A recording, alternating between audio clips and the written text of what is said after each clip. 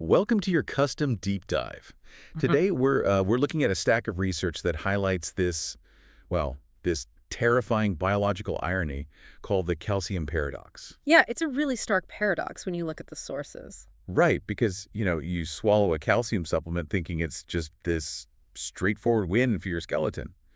But instead of fortifying your bones, those minerals are drifting into your bloodstream and they're literally turning your blood vessels to stone. Exactly. The bone tissue actively loses minerals so it becomes brittle and fragile.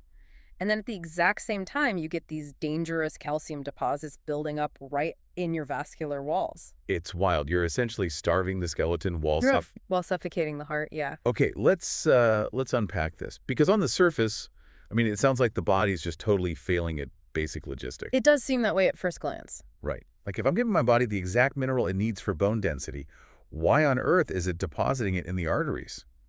I uh I kind of think of it like a construction site. Oh, that's a great way to look at it. Yeah, because calcium isn't this like intelligent worker who arrives with a clipboard and knows exactly where to go.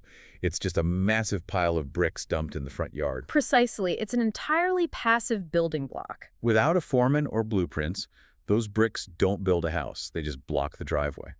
That analogy really captures the core of the problem. Calcium has no internal GPS.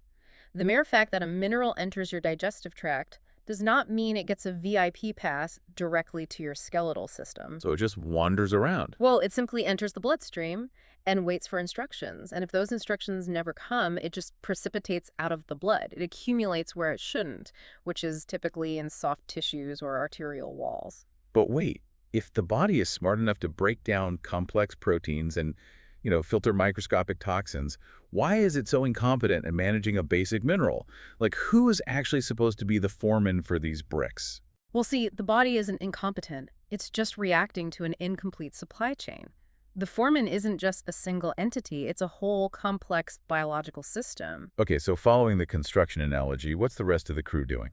Right, so vitamin D is basically the delivery truck. It pulls the calcium from your intestines and dumps it into your bloodstream. But the truck just leaves it there. Exactly. To actually build the bone, you need vitamin K2. Here's where it gets really interesting, because the sources show Key2 acts as the actual site manager. Yes, vitamin K2 activates this specific protein called osteocalcin. You can think of osteocalcin as the mortar that physically binds those calcium bricks into the bone matrix. Wow, so without sufficient K2, Osteocalcin remains completely inactive. Mhm. So you end up with the bloodstream flooded with calcium thanks to the vitamin D truck, but you have no mortar to lock it into the skeleton. And since the calcium has nowhere to go, it just drifts around and gets stuck in the arterial walls, forming those dangerous plaques we talked about. Yeah. But we also can't ignore the physical blueprint. The research notes that your level of physical activity, like specifically weight-bearing exercise, creates microstress on the bone. Right, which is crucial. Yeah, that stress actually serves as the architectural plan, telling the osteocalcin exactly where the structure needs reinforcing. If we connect this to the bigger picture, health isn't just about what we consume, it's entirely about how our systemic environment processes it.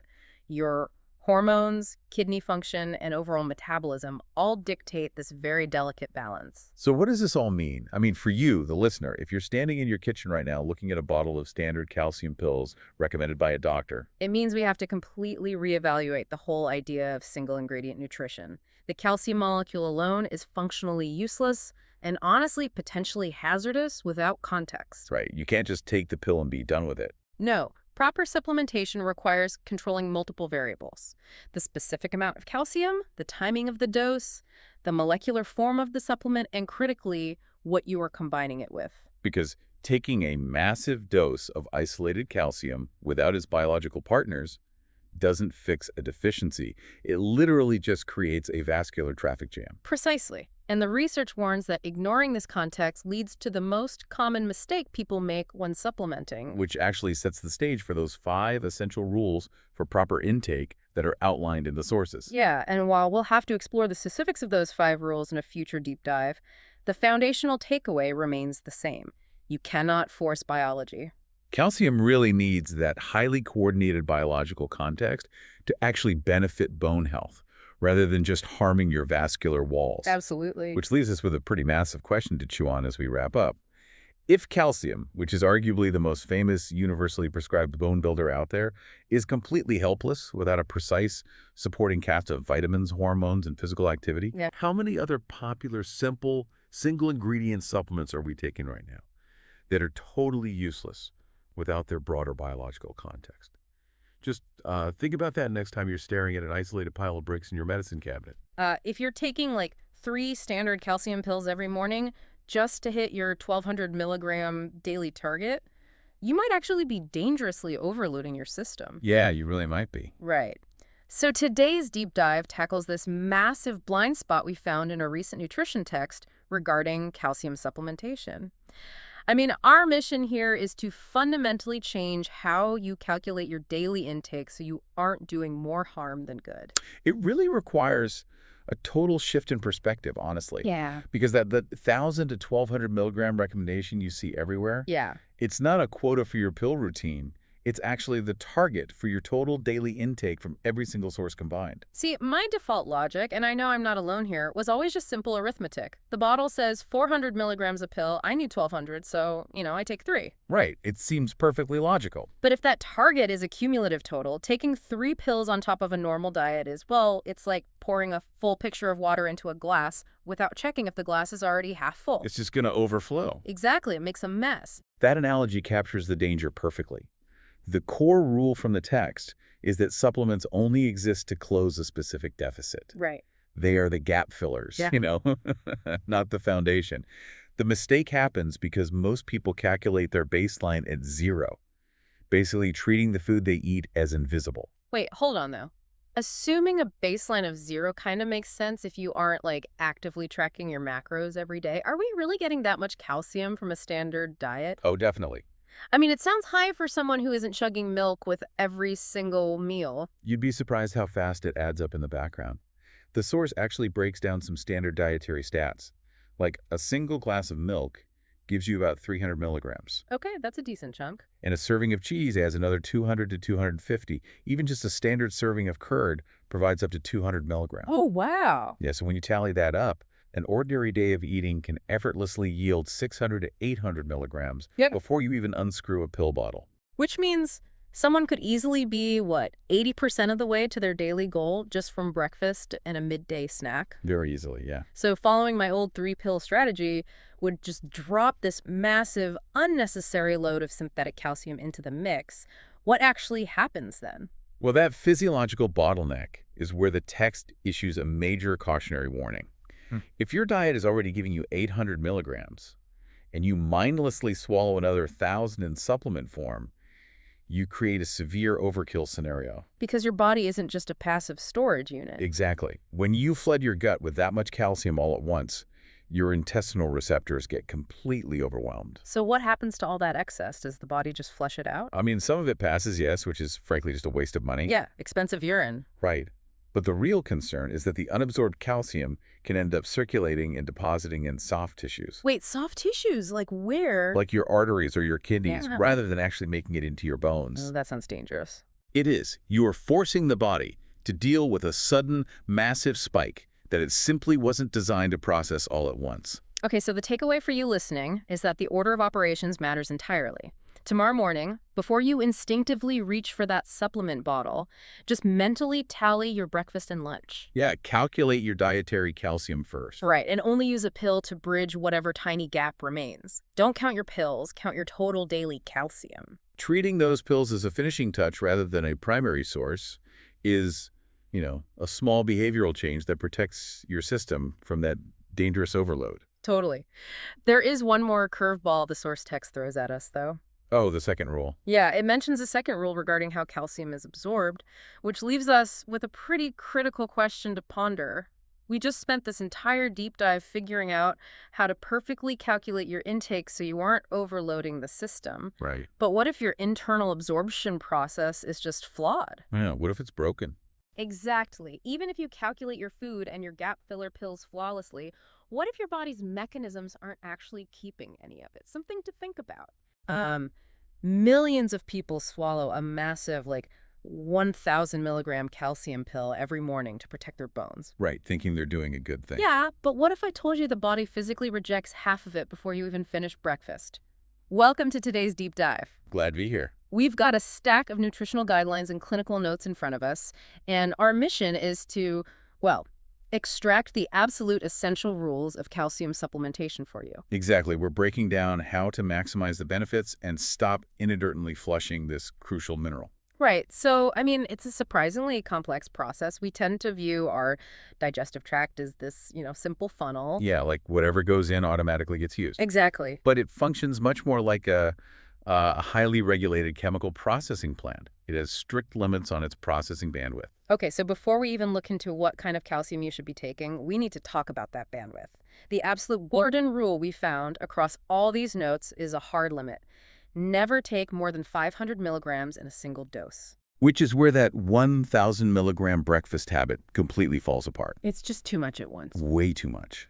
The body uses two mechanisms to absorb calcium. Hmm. First, there's passive diffusion, which is basically an inefficient, kind of leaky background process. Okay. But the primary pathway that does the heavy lifting is active transport, which relies heavily on vitamin D. Right, the famous vitamin D pairing. Yeah.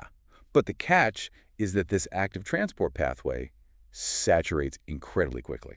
Wait, so is this active transport system essentially a single turnstile at a crowded stadium? Like, if a massive 1,000 milligram mob rushes the gate all at once, everything just jams up. That is the perfect visualization, actually. Yeah. You hit that saturation point, and the system is overwhelmed. Wow. It's not a matter of the body politely storing the rest for later.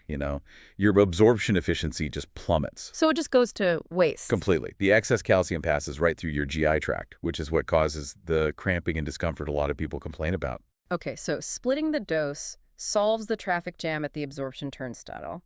But before it even reaches that turnstile, the calcium has to survive the journey through the stomach. Right. And that requires the right chemical environment.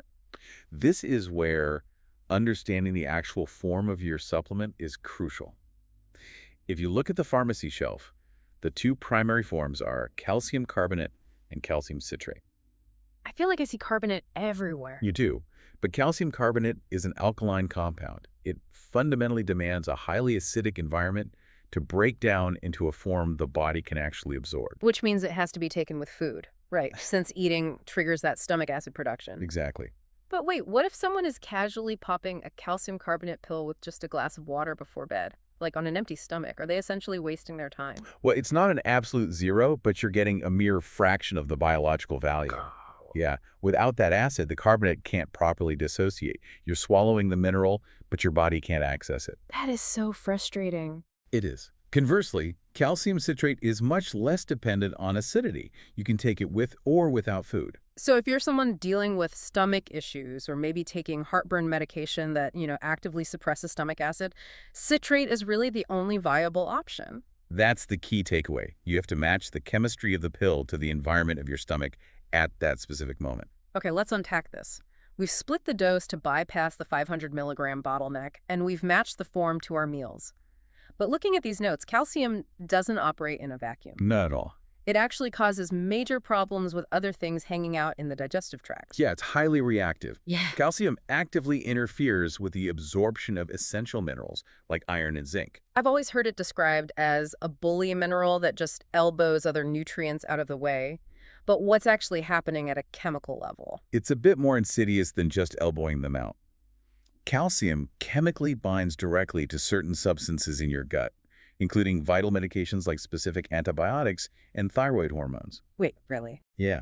When they bind together, they create an insoluble compound that is physically impossible for your body to absorb. Wow. So taking your thyroid medication and a calcium supplement at the exact same time essentially neutralizes the medication. Precisely. You are physically locking up the active ingredients before they can even enter your bloodstream.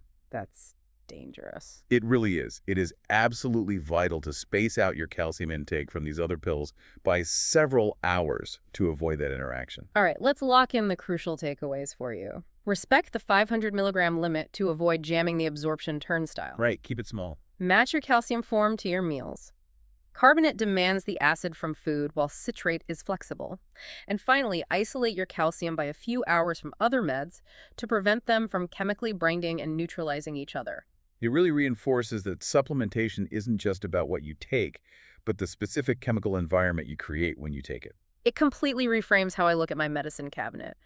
But, diving into all these strict limitations leaves me with a lingering question. Oh, yeah. What's that? If our bodies have such a strict, easily overwhelmed bottleneck for absorbing calcium supplements, how did our ancestors' digestive tracts adapt to extract these essential minerals so efficiently from food alone? That is a fascinating point. Right. Nature didn't give them 500 milligram pills to manage.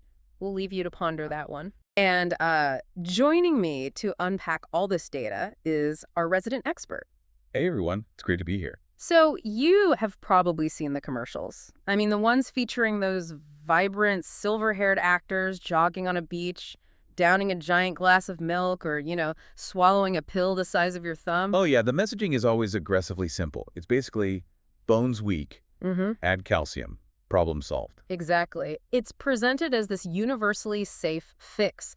But our mission today is to dig into the actual clinical data we have on this, and, well, that illusion completely shatters. It really does. Because we aren't dealing with a simple top-up mechanism here. We are looking at a highly volatile, really complex physiological system. Right, and the raining analogy, the one I definitely bought into for years, is that calcium is just mortar for a brick wall. Like, if your bones are the wall, you just slap more mortar on to make them stronger. Yeah, and looking at the research, that feels entirely wrong. It's actually more like a tightly regulated currency in your bloodstream. A currency? Okay, let's unpack that. Well, your body acts like a strict central bank. Your blood calcium levels are kept in a very, very narrow, tightly controlled range. Right. So when you dump a massive uncalculated dose of calcium into that system, you aren't just sending mortar to the bones.